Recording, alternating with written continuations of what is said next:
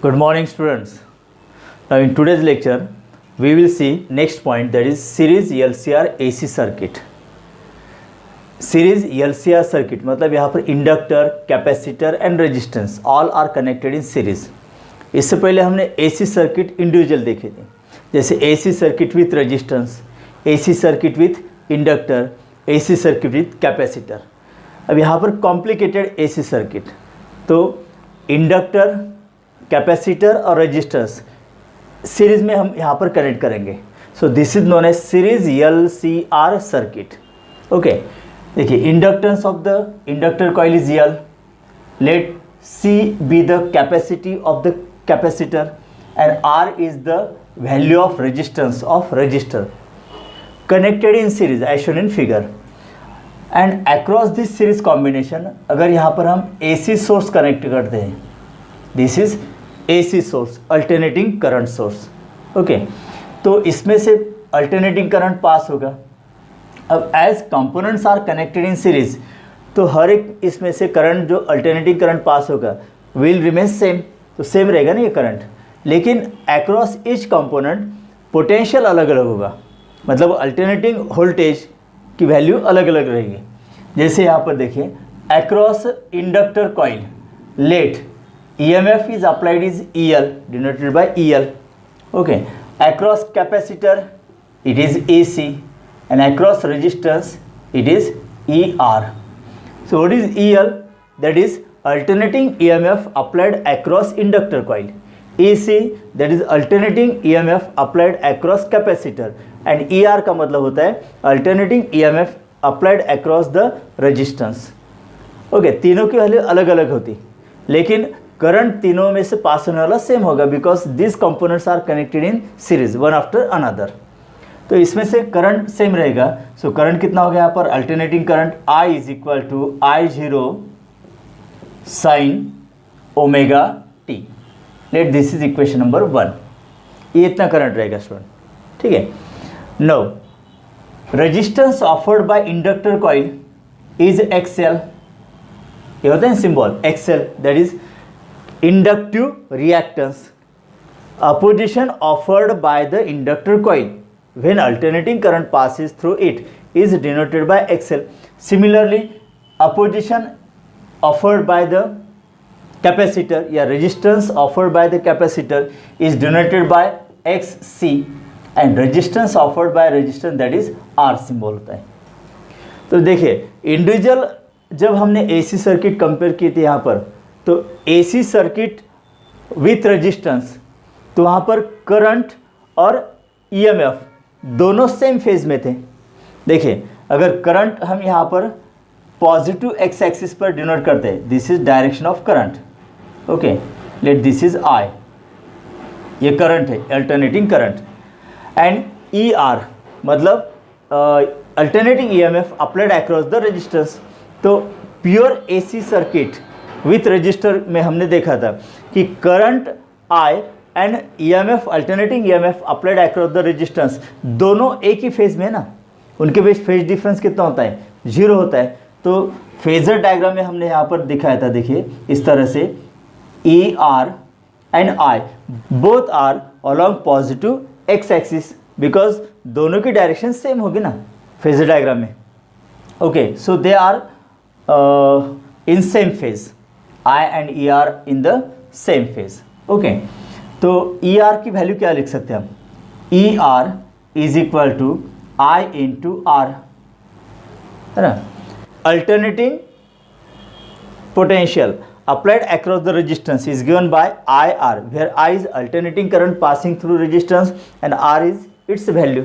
Okay, और I और ER दोनों की डायरेक्शन सेम होती है, बिकॉज फेज डिफरेंस उनके बीच कितना होता है, 0 होता है. Now EL is equal to I into XL.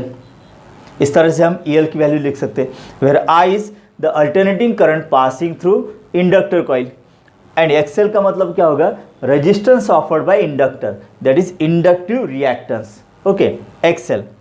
अब यहाँ पर देखिए EL और I दोनों के बीच फेज डिफरेंस कितना होता है, π/2.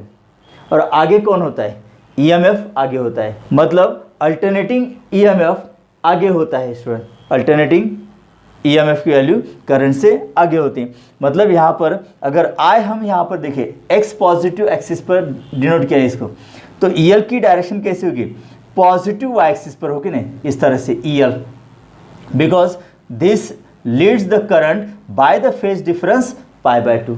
तो ईएल और आई इनके बीच एंगल कितना है, 90 डिग्री, π/2, बराबर। So alternating EMF applied across the inductor leads the current by the phase difference of π/2। ठीक है, इसलिए ये EL की डायरेक्शन कैसी होगी, पॉजिटिव y एक्सिस पर होगी। This is y axis, okay, and this is positive x axis. उसके बाद alternating EMF applied across the capacitor, तो denoted by EC can be written as I into XC। What is XC? That is capacitive reactance, okay, resistance offered by capacitor, that is capacitive reactance। I into XC that gives AC। लेकिन इसमें भी यहाँ पर alternating EMF and alternating current के बीच phase difference π/2 होता है। Capacitor देखिए, pure AC circuit with capacitor में हमने देखा है कि करंट आगे होता है, current leads the EMF by phase angle π/2। इसका मतलब alternating EMF across the capacitor lags behind the current by phase angle π/2। मतलब करंट अगर इस डायरेक्शन में पॉजिटिव x एक्सिस, तो AC की डायरेक्शन कैसे होगी, उसके पीछे होगी, मतलब बाय 90 डिग्री, तो ये नेगेटिव y एक्सिस पर होगी ना स्टूडेंट, इस तरह से AC नेगेटिव y एक्सिस पर होगी, राइट। तो ये तीनों का मतलब pure resistive circuit, pure inductive circuit and pure capacitive circuit, तीनों की फेज डायग्राम हमने यहाँ पर एक साथ दिखाई है। सो this is phasor diagram, phasor diagram, okay. अब यहाँ पर एक कंडीशन लेते हैं स्टूडेंट, देखिए, if EL greater than EC, कौन सी कंडीशन यहाँ पर, if EL greater than EC, मतलब alternating EMF applied across inductor coil is greater than the alternating EMF applied across the capacitor, okay. तो ये कंडीशन है यहाँ पर हम लेते हैं, मतलब EL ग्रेटर देन EC, इसका मतलब इंडक्टेंस डोमिनेटेड सर्किट होती है, इसमें ज़्यादा प्रभाव या ज़्यादा इफेक्ट किसका है, इंडक्टर का है। तो if alternating EMF applied across the inductor is greater than alternating EMF applied across the capacitor, so such type of circuit diagram is known as inductance dominated circuit। So this is inductance dominated circuit, okay, this is inductance dominated circuit। अब इसमें क्या होगा देखिए कि EL greater then AC, तो EL और AC की direction कैसी है, एग्जैक्टली अपोजिट है ना।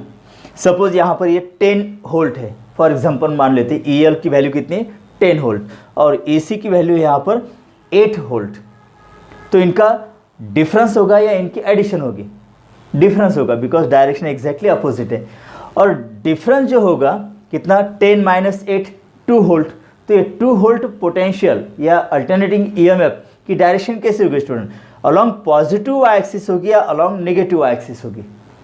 EL की वैल्यू ज़्यादा है ना EC से, इसलिए रिजल्टेंट जो होगा, डिफरेंस जो होगा, उसकी direction along positive y axis होगी, बिकॉज इसकी वैल्यू ज़्यादा नहीं, EL ग्रेटर देन EC। तो अगर इनका डिफरेंस लेते हैं यहाँ पर इस तरह से, ये होगा डिफरेंस, देखिए यहाँ तक, ओके।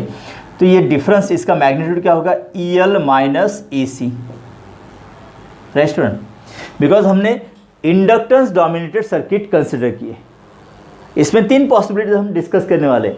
दूसरी पॉसिबिलिटी होगी EL लेस देन EC, और थर्ड पॉसिबिलिटी क्या होगी, EL is equal to EC। तो ये फर्स्ट कंडीशन पहले कंप्लीट कर लेते हैं हम, ओके। चलिए, इफ मतलब यहाँ पर case 1, okay, if EL greater than EC, that is inductance dominated circuit, तो इनका जो डिफरेंस होगा EL ग्रेटर दैन AC होने के कारण डिफरेंस जो होगा वो डिफरेंस उसकी डायरेक्शन क्या होगी, अलोंग पॉजिटिव वाई एक्सिस। तो ये यहाँ पर ओके, तो इसका डिफरेंस मैग्नीट्यूड कितना होगा, EL माइनस AC, राइट। और अलोंग एक्स एक्सिस ER है, ये ER है, ठीक है। अब EL माइनस AC अगर हम यहाँ पर इतना ही वेक्टर ड्रॉ कर लेते जिसका मैग्नीट्यूड कितना होगा, EL माइनस AC, राइट। और ये स्टार्टिंग पॉइंट और इसका एंड पॉइंट अगर हम ज्वाइन कर लेते इस तरह से, तो that gives resultant alternating EMF of inductor, capacitor and resistance. तो ये रिजल्टेंट वैल्यू होगी स्टूडेंट। देखिए ER that is ER, okay, along x axis. अगर इसको हम यहाँ पर देखिए O A और ये पॉइंट देते B, तो OA represents alternating EMF applied across the resistance, okay. और AB रिप्रेजेंट, देखिए AB मतलब ये दोनों साइड सेम हो जाएंगे ना, अपोजिट साइड, तो इसका भी मैग्नीट्यूड कितना होगा, इसकी इतना ही, मतलब EL माइनस AC। तो AB represents the difference in alternating EMF applied across inductor and capacitor, इसका डिफरेंस होगा ना, which is along positive Y direction, okay.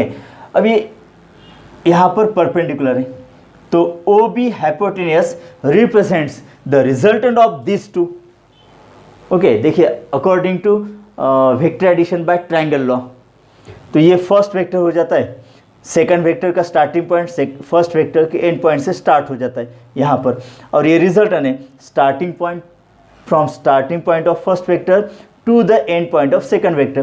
So this OB represents resultant alternating EMF of all this combination. Okay, तो यहाँ पर हम vector form में कैसा लिख सकते हैं इसको, देखिए vector OB is equal to vector OA plus vector AB, इस तरह से, मतलब vector E is equal to vector ER plus, अब ये वेक्टर क्या है, इसका magnitude EL minus AC, okay. अब वेक्टर फॉर्म में दिखा है हमने इसको। चलिए अब इसका रिजल्टेंट मैग्नीट्यूड क्या होगा स्टूडेंट, रिजल्टेंट मैग्नीट्यूड होगा E is equal to root ER square plus EL minus AC bracket square. इस तरह से हम यहाँ पर रिजल्टेंट जो अल्टरनेटिंग EMF होगा across this series combination of LCR component, okay. तो ये इस तरह से हम इसका मैग्नीट्यूड निकाल सकते हैं स्टूडेंट। तो E is equal to root, अब ER देखिए ER की वैल्यू क्या है यहाँ पर, IR, ये होगा IR ब्रैकेट स्क्वेयर प्लस, अब यहाँ पर EL मतलब IXL, okay, minus AC IXC और इस ब्रैकेट का स्क्वायर होगा। So E is equal to root I square R square, okay, plus, अब इन दोनों में से I कॉमन निकल सकता है और ये बाहर आने के बाद क्या होगा, उसका स्क्वायर होगा, सो I स्क्वायर। तो ब्रैकेट में क्या रहेगा फिर, XL minus XC bracket square, okay. So E is equal to, देखिए अब यहाँ पर I स्क्वायर, यहाँ पर भी I स्क्वायर कॉमन निकल सकता है और उस स्क्वायर रूट के बाहर आने के बाद क्या होगा, I रहेगा। तो स्क्वायर रूट के अंदर कौन सी टर्म रहेगी फिर, सिर्फ R square plus this bracket square XL minus XC bracket square, right student. Now E upon I, what is E, that is resultant alternating EMF applied across the series combination of LCR, मतलब inductor, capacitance and resistance, okay. I is the corresponding current passing through each components, that is alternating current, is equal to root R square plus this bracket square XL minus XC, okay, minus XC bracket square, okay। let this is equation number 1।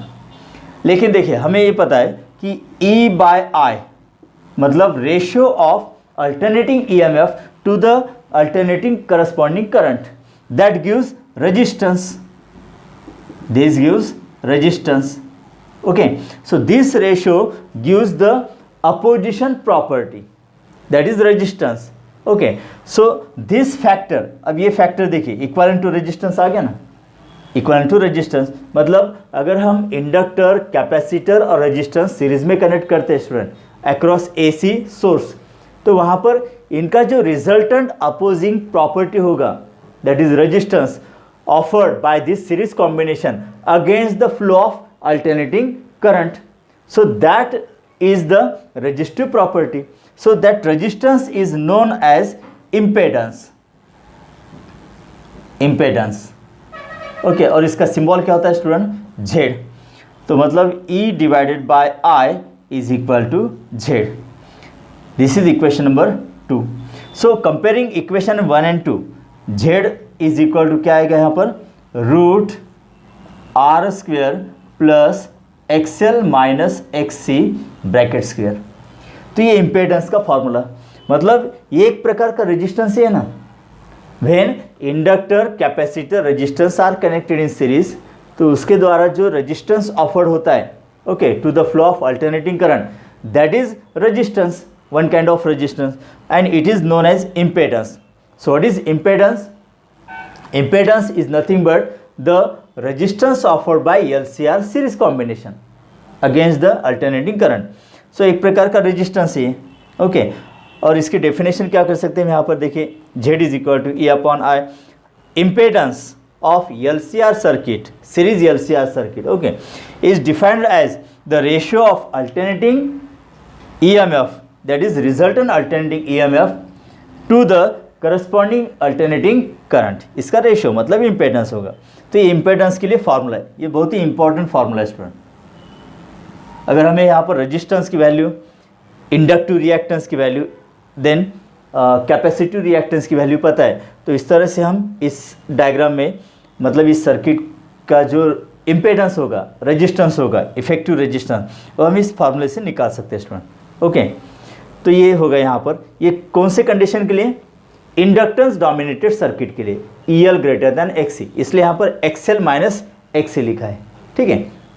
No अभी जो resultant alternating EMF है देखिए, it makes angle phi with the direction of current.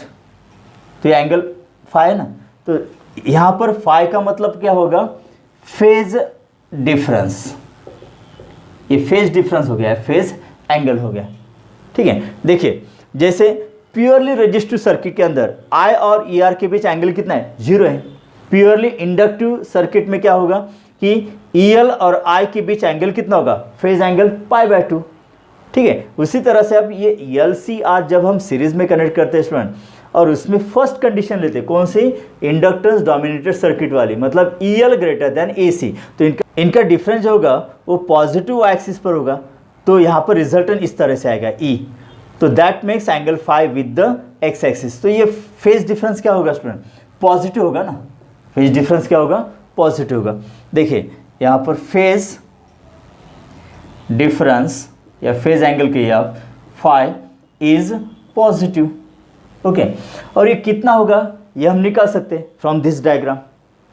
देखिए from the diagram okay, ये opposite side है EL minus AC और ये adjacent side ER है. तो opposite side upon adjacent side मतलब कौन सा फंक्शन लेना होगा, tan. तो चलिए यहाँ पर tan phi is equal to opposite side मतलब AB divided by adjacent side मतलब OA. देखिए AB का मैग्नीट्यूड कितना होगा, difference of EL and AC, so this is EL minus AC divided by ER right. अब EL EC ER की values यहाँ पर है, यहाँ पर रखते हैं हम. यहाँ पर देखिए EL मतलब क्या होगा, IXL minus IXC divided by IR right. So tan phi is equal to, इसमें से I कॉमन निकलता है, in bracket XL minus XC divided by IR, तो I get cancel. Therefore phi के लिए इक्वेशन क्या होगा, फेज एंगल के लिए tan इनवर्स ऑफ, इधर आने के बाद क्या होगा, tan inverse of XL minus XC okay divided by R. ये होगा स्टूडेंट यहाँ पर इस तरह से. सो this is the formula for phase angle. तो इस तरह से हम फेज एंगल की वैल्यू निकाल सकते हैं स्टूडेंट। यस, तो ये इक्वेशन मतलब इक्वेशन नंबर 2 कहेंगे हम इसको, ठीक है, equation number 2 and this is equation number 3।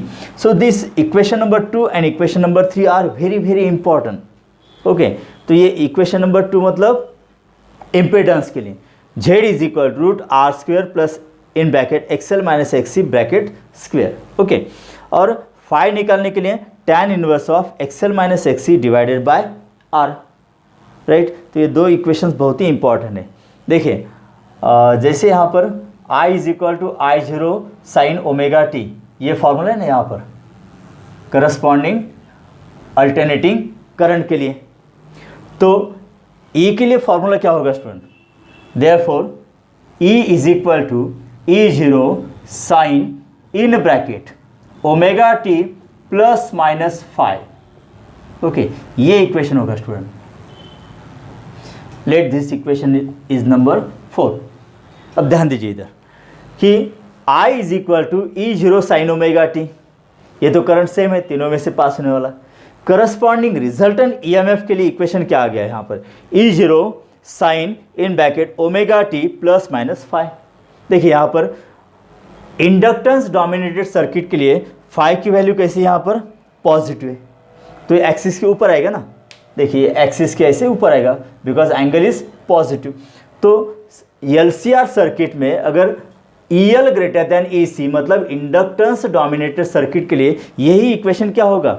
इस तरह से E zero sine in bracket omega T plus 5, ये होगा स्टूडेंट। ओके, अब सेकंड कंडीशन यहाँ पर डिस्कस करते हैं, case 2।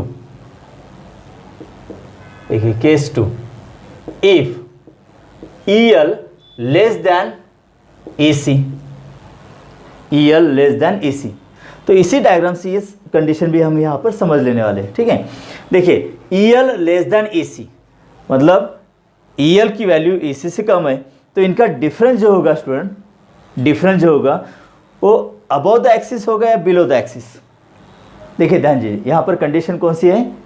EL less than EC मतलब EC की वैल्यू ज़्यादा है EL से, तो इनका जो डिफरेंस होगा वो पॉजिटिव y एक्सिस पर होगा या नेगेटिव y एक्सिस पर होगा? नीचे होगा ना, नेगेटिव y एक्सिस पर। इस तरह से अगर ये इनका डिफरेंस इस तरह से नीचे आएगा स्टूडेंट, ओके, तो यहाँ पर जो रिजल्टेंट होगा तो इनका रिजल्टेंट क्या होगा? इस तरह से होगा ना स्टूडेंट। अगर हम कंप्लीट करते हैं इसको तो ये यहाँ पर आएगा, मतलब ये एंगल जो होगा ये एंगल फाई होगा फिर, और ये एक्सिस के नीचे, तो हम यहाँ पर एंगल क्या होगा? निगेटिव होगा।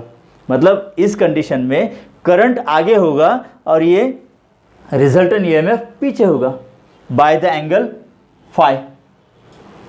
क्लियर कीजिए एक बार, ठीक है। तो पहली जो कंडीशन होगी इसके इक्वेशंस हमारे सामने है।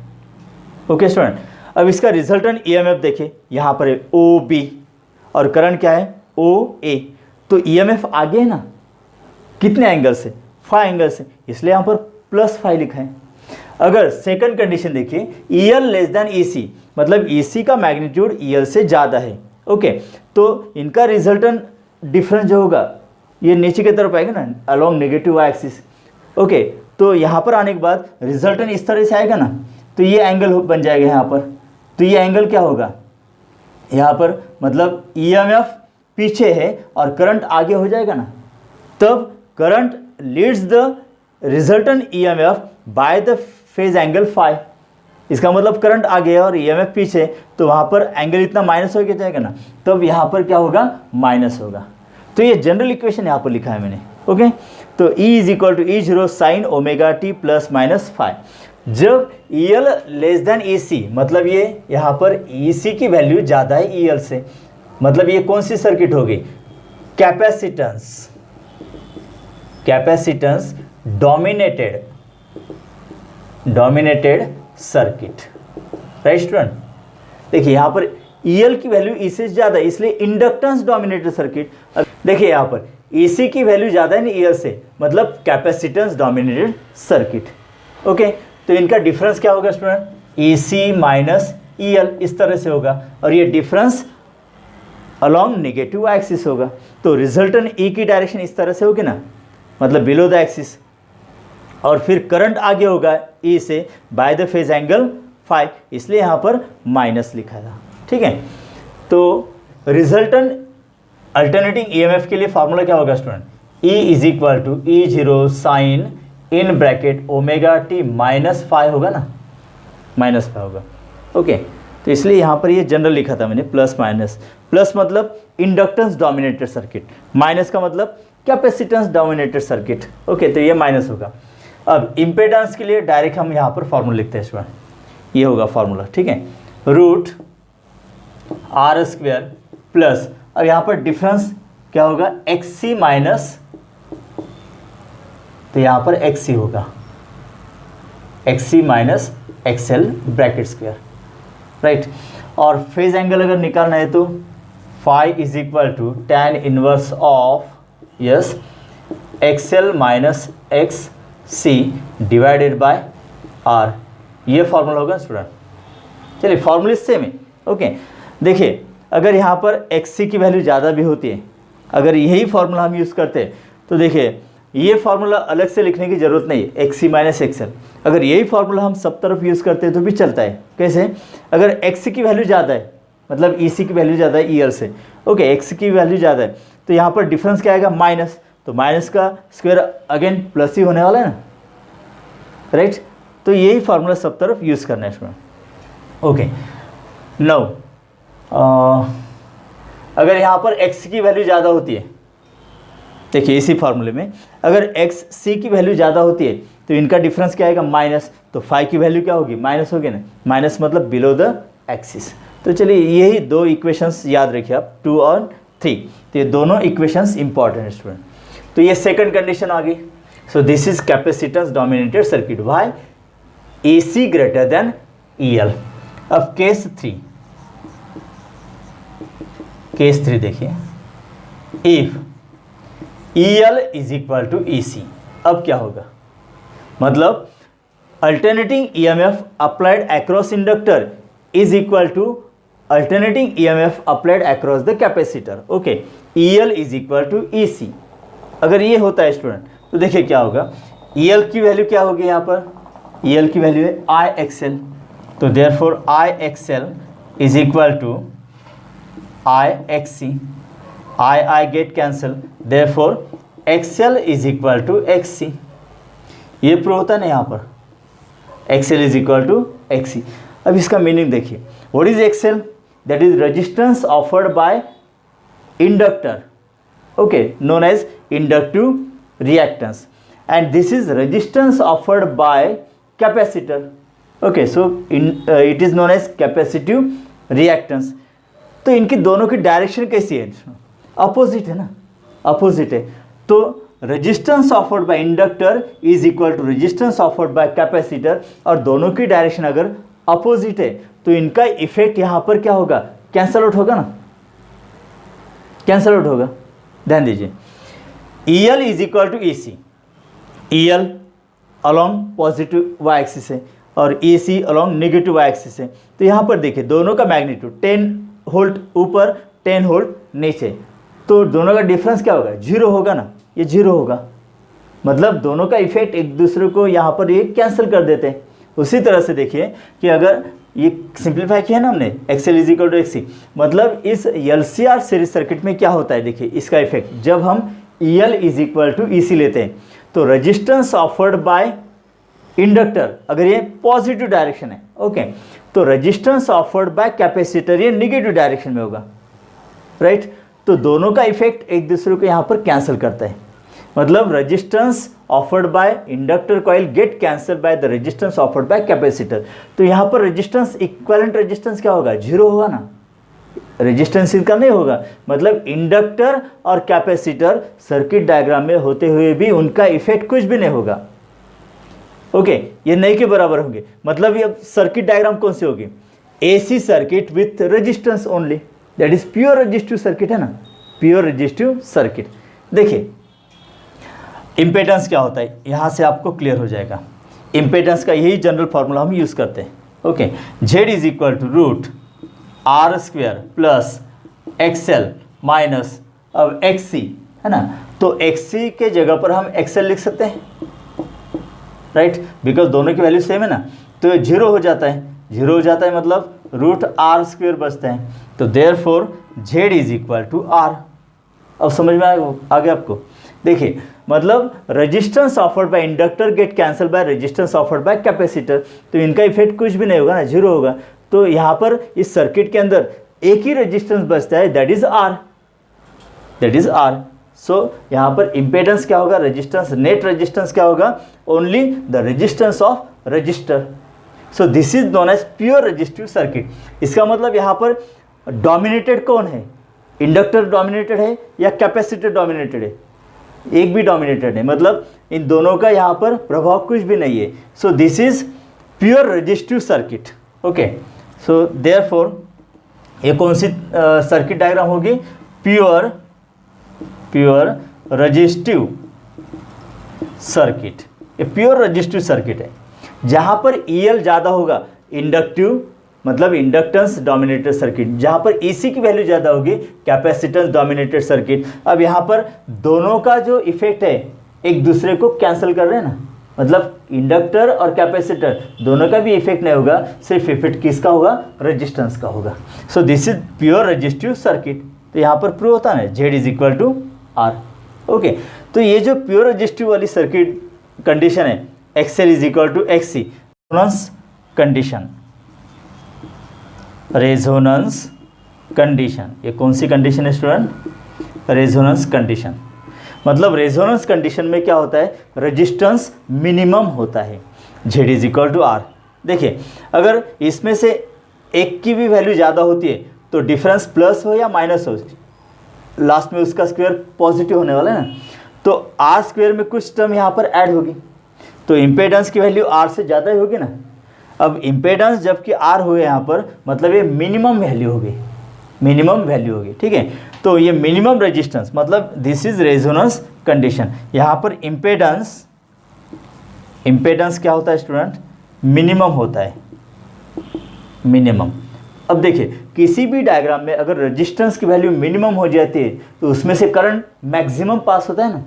तो यहाँ पर जो अल्टरनेटिंग करंट होगा, okay, alternating current, alternating current, तो ये अल्टरनेटिंग करंट कैसा होगा स्टूडेंट, मैक्सिमम होगा, मैक्सिमम होगा। So what is the characteristics of resonance condition. पहले कंडीशन क्या है, कंडीशन में क्या होता है, if EL is equal to EC that means XL is equal to XC, this is the condition for resonance. Okay, so this is known as resonance condition. अब resonance condition में क्या होता है कि इम्पेडेंस की वैल्यू मिनिमम होती है, Z is equal to R, impedance minimum. Okay, अगर रेजिस्टेंस की वैल्यू कम है, इसका मतलब इस सर्किट में से पास होने वाला करंट मैक्सिमम होगा, so alternating current is maximum. So this is known as resonance condition. Okay, अब इस रेजोनेंट कंडीशन में क्या होता है कि फ्रीक्वेंसी कितनी होगी, ये देखते हैं हम यहाँ पर। देखिए, XL is equal to XC, ये कंडीशन यहाँ पर लेंगे हम, XL is equal to XC। अब XL मतलब क्या होता है, ओमेगा इंटू यल, है ना, और XC मतलब 1/ωc। देखिए, ये फॉर्मूले हमने AC circuit with inductor and AC circuit with capacitor वहाँ पर डिस्कस किए। तो XL मतलब omega L, what is omega, angular speed of rotating coil in AC generator. Okay, L का मतलब inductance of inductor coil, C capacity of capacitor. तो चलिए इसको कंप्लीट करते हैं, omega into omega, omega square is equal to 1/LC।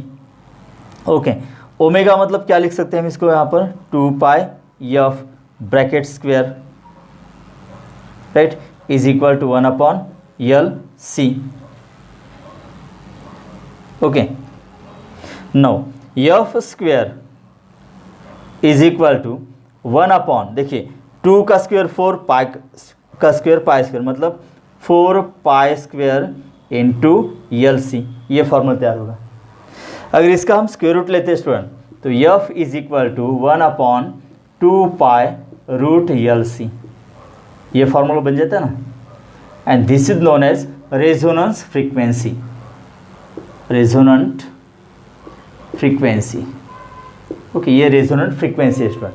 तो इस frequency के ऊपर इम्पेडेंस मिनिमम होता है और करंट कैसा होता है, मैक्सिमम। अगर यहाँ पर हम मैक्सिमम करंट और फ्रीक्वेंसी के बीच ग्राफ निकालते हैं स्टूडेंट, तो ये ग्राफ कैसे आएगा, देखिए यहाँ पर ये होगा फ्रीक्वेंसी, ये फ्रीक्वेंसी होगा, ठीक है, और यहाँ पर होगा current I, okay, alternating current I होगा। तो ये ग्राफ इस तरह से आता है स्टूडेंट, लाइक दैट। तो देखिए इस पोजीशन पर करंट कैसे है, यहाँ पर मैक्सिमम है ना, current is maximum, okay, alternating current is maximum. तो करस्पॉन्डिंग जो फ्रीक्वेंसी होती है यहाँ पर, corresponding frequency, this is known as resonant frequency. So this is also denoted by f r.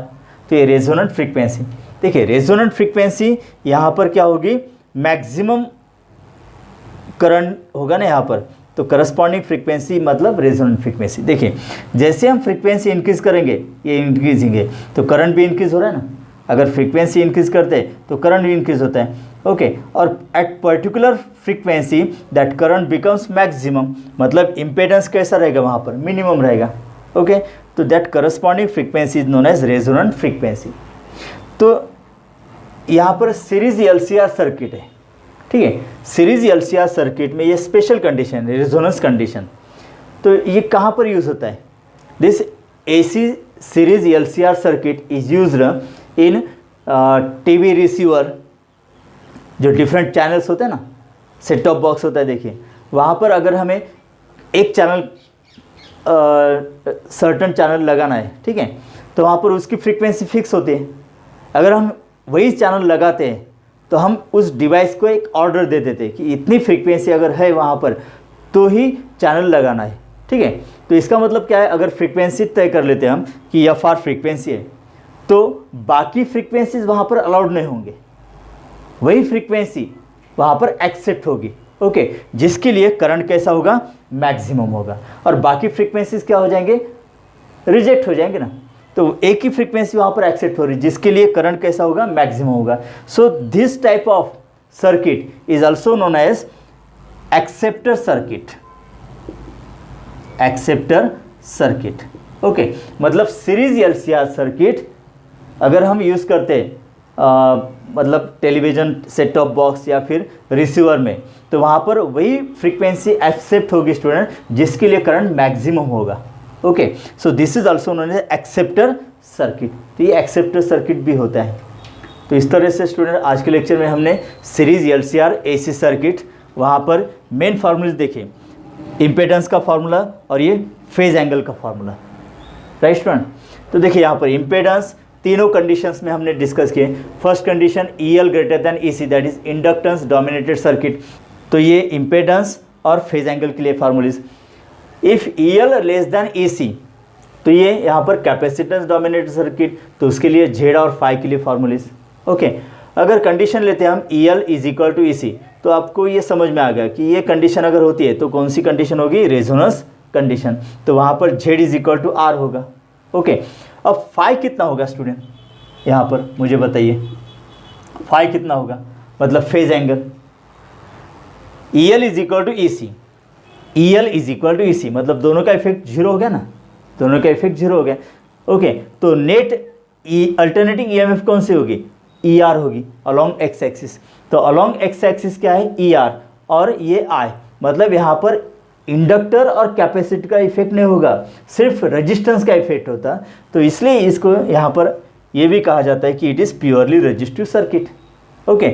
तो प्योरली रेजिस्टिव सर्किट है, मतलब EL और EC की वैल्यू सेम होने के कारण यहाँ पर जीरो हो जाएगा, तो एक ही अल्टरनेटिंग EMF बचेगा, दैट इज ER।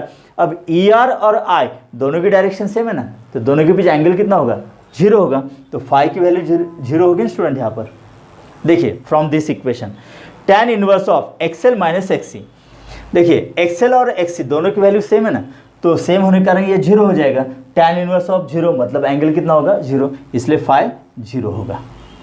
समझ में आ रहा है आपको, मतलब दो इक्वेशंस जनरल। अब देखिए यहाँ पर अल्टरनेटिंग करंट के लिए I is equal to I0 sine omega t, और E के लिए इक्वेशन क्या होगा, E0 sine omega T plus minus five, okay. अब अगर ये प्लस कब लिखेंगे हम, इंडक्टेंस डोमिनेटेड सर्किट के लिए, माइनस फाइव कब लिखेंगे हम, कैपेसिटेंस डोमिनेटेड सर्किट के लिए, ओके। और फाइव की वैल्यू जीरो किसके लिए होगी, if EL is equal to AC। अगर फाई की वैल्यू 0 रखते हैं स्टूडेंट, तो देखिए E के लिए इक्वेशन क्या होगा, E0 sine omega t, right, और I is equal to I0 sine omega t, मतलब दोनों सेम फेज में है ना, तो ये कौन सी सर्किट होगी, AC circuit with pure resistor, right student. तो इस तरह से ये आर्टिकल यहाँ पर कंप्लीट होता है।